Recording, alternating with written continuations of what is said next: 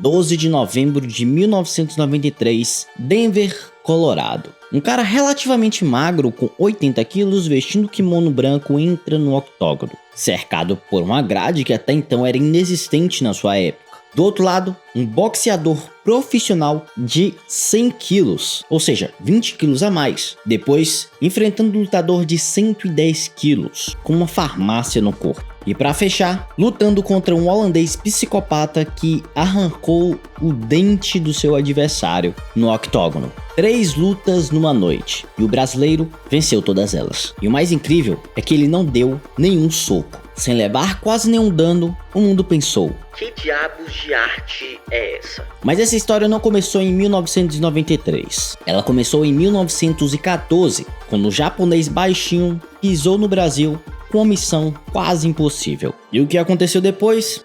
O resto é história. Simplesmente mudou a arte marcial para sempre. Bora descobrir como. O Conde Koma chega no Brasil em Belém do Pará. Desce do navio um japonês de 1,64 m com 64 quilos. O nome dele era Mitsuyo Maeda, mas todo mundo chamava ele de Conde Koma ou Conde Combat. Maeda não era um cara qualquer. Ele era discípulo direto de Jigoro Kano, o fundador do judô. Maeda tinha um diferencial, ele viajava o mundo batendo em todo mundo. Boxeadores, ele derrotava. Lutadores de catch wrestling, que é basicamente o wrestling com finalizações, parecendo jiu-jitsu, ele finalizava. Praticantes de savate francês, ele derrotava. O cara rodou Estados Unidos, Europa, América Latina, mais de 1000 lutas, vencendo a grande maioria delas. E aí ele chegou no Brasil para fazer 2 coisas: espalhar o judô e ajudar a estabelecer colônias de imigrantes japoneses. E aí foi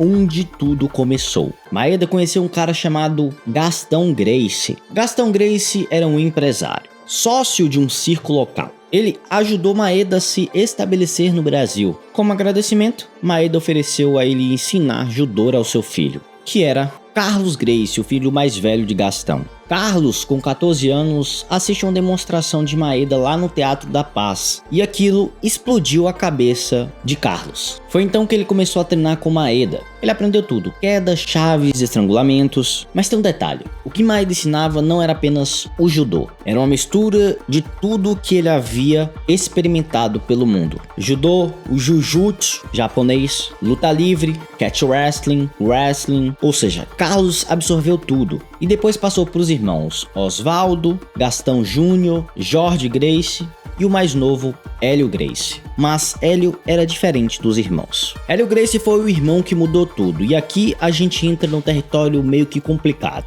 porque existem 2 versões dessa história. Existe a versão oficial da família, em que falava que Hélio Gracie era franzino, e é uma versão, sendo honesto, um pouco suspeita, né? Isso porque isso se daria como marketing. Poxa, falar que Hélio era franzino e batia nos caras grandes só aumentava o poder do jiu-jitsu, o que não necessariamente é mentira. Mas existe outra versão, a versão que Hélio Gracie era nadador competitivo e fazia parte de um time de remo. Mas espera, tem mais. Pedro Valente, talvez o maior estudioso sobre a família Gracie, faixa coral e historiador do jiu-jitsu, soltou uma informação muito importante num podcast do ConnectCast. Hélio até estava no time de remo, mas como patrão, ou seja, o cara que mandava os outros remarem, o cara que incentivava a galera a remar, e não necessariamente o cara que remava. Outros historiadores diziam que sim, que ele era um atleta realmente ativo. Bom, a verdade é que ninguém sabe 100% de certeza, mas na verdade nem importa essa versão.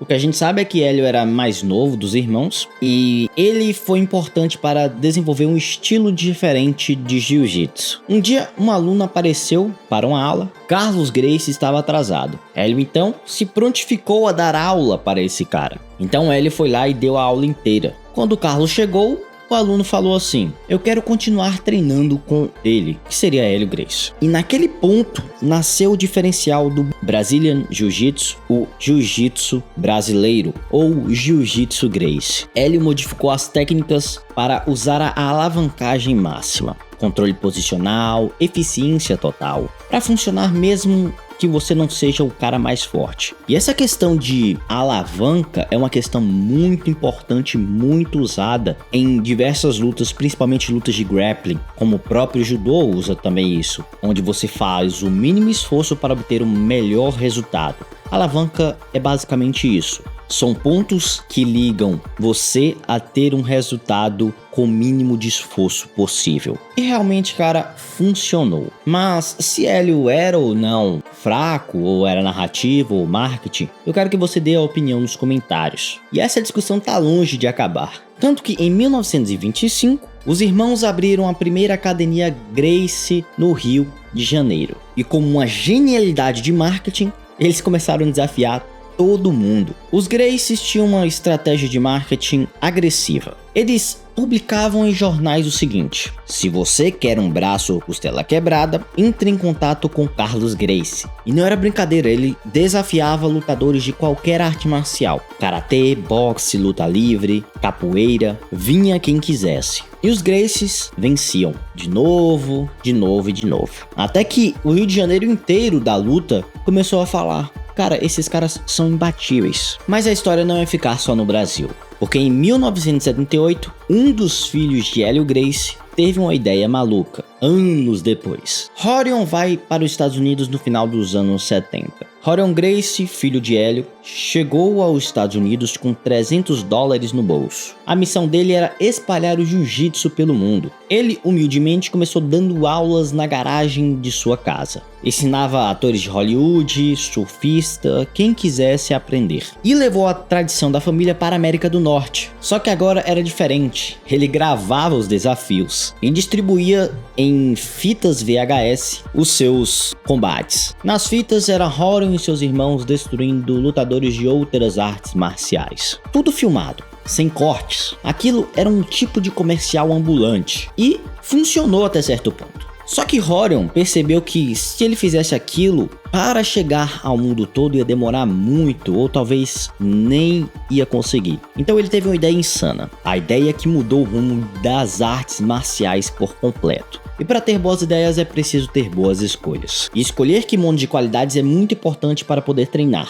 É por isso que eu pouparei seu tempo escolhendo kimono. Você clicando na descrição, ou você que está assistindo pela TV, escaneando o QR Code que está em algum lugar aqui em cima na tela, você verá os kimonos com melhor custo-benefício do Mercado Livre e com preço promocional. Então clique no comentário fixado ou na descrição ou escaneie o QR Code que está em cima. E se você fizesse um torneio real, estilo Mortal Kombat, só que da vida real? Assim nasceu o The Ultimate Fight Championship, o UFC 1. 12 de novembro de 1993, 8 lutadores. Diferentes estilos: boxing, karatê, sumo, jiu-jitsu. Mas quem iria representar a família? Rickson Gracie, o Gracie mais forte que tinha naquela época? Rorion Gracie, o criador do evento? Pior que não, Rorion escolheu Royce, o mais magro, o mais normal entre eles, com apenas 80 quilos. Eu falo apenas porque ele era o mais leve, muito mais leve que os demais competidores. E o porquê você vai escolher em um combate de vale tudo, que acontecia no Brasil, inclusive, o vale tudo começou no Brasil, mas um combate de vale tudo que tinha sido exportado para o mundo, você escolheria logo o mais leve. Isso foi estratégia pura. Foi para difundir o jiu-jitsu. Eles tinham uma certeza tão forte de que venceria, e venceria escolhendo o mais leve, ou o segundo mais leve entre eles, porque ele tinha Royler, que eles escolheram Royce e deu certo. Porque pensa comigo, se o cara mais forte da família vencesse, não teria o impacto que teve como Royce, um cara mais leve, vencer aquela luta. Porque quem venceria ia ser Rickson e não o jiu-jitsu. E Royce vencendo, quem venceu foi o jiu-jitsu. A primeira luta, Royce entra vestindo um kimono branco. Do outro lado, o saudoso Art Jimerson, boxeador profissional, curiosamente com a luva em uma mão só. E o resultado? Bom, Royce derrubou, montou e o boxeador desistiu em apenas 2 minutos. E o incrível que sem fazer finalização, porque ele tinha apavorado na montada. Segunda luta foi contra Ken Shamrock, um adversário mais perigoso ainda até pro estilo de jogo de Royce, porque apesar de ser mais pesado, Ken Shamrock vinha do catch wrestling, que é um grappling, uma arte de grappling. Então já era uma arte que poderia se defender melhor às quedas de Royce botando pra baixo. Só que não foi assim. Royce finaliza a luta em 57 segundos. E a terceira luta, contra Jared Gordeal, holandês que tinha arrancado o dente do adversário em combates anteriores. Royce vai lá e finaliza no mata-leão. 3 lutas em uma noite, 0 socos dados. Depois do UFC 1, tudo mudou. Praticantes de taekwondo, karatê, boxe, todos eles começaram a aprender jiu-jitsu. Porque ficou provado, no chão a técnica vence a força. Royce voltou e venceu o UFC 2 e o UFC 4, repetindo a supremacia do jiu-jitsu. 11 vitórias por finalização nos primeiros anos do Ultimate. Foi nesse momento que houve a ascensão do Brazilian Jiu-Jitsu. Academias começaram a abrir nos Estados Unidos, depois na Ásia, Europa, Oceania. Um estilo que veio lá do Belém do Pará foi para o Rio de Janeiro, depois foi para a garagem nos Estados Unidos da casa de Rorion, de repente ficou conhecido em todo o mundo. Hoje, mais de 6 milhões de pessoas praticam Brazilian Jiu-Jitsu pelo mundo. Nos Estados Unidos sozinho, 750 mil pessoas. Existem mais de 60 mil faixas pretas espalhadas pelo planeta. O Jiu-Jitsu está em mais de 150 países. Torneios movimentam milhões de dólares. Academias brotam em cada esquina. E tudo isso porque um baixinho japonês, em 1914, decidiu atravessar o oceano. Porque uma família decidiu testar, adaptar e refinar. Também porque um cara de 80 quilos, com kimono branco, lutou contra caras muito mais pesados e venceu aquela luta, mostrando para o mundo que tamanho não importa. O lema do jiu-jitsu era: a força não importa, o que importa é a técnica. 100 anos depois, o jiu-jitsu não é apenas uma arte marcial, é uma filosofia de vida, um lifestyle, um estilo de vida, uma comunidade global, de Mitsui Maeda descendo no porto de Belém, até Royce Gracie erguendo o braço em Denver. Até você, que talvez treina em uma academia em poucos quarteirões da sua casa. Essa é a jornada do jiu-jitsu e essa é a história do BJJ. E a jornada continua. Se o vídeo te impactou, deixa o like. Se você é praticante de jiu-jitsu, comente aqui qual sua faixa e há quantos anos você treina. E se você quiser saber mais sobre histórias insanas da família Gracie, os bastidores, as brigas internas, as polêmicas, me avise nos comentários que essa história está longe de acabar.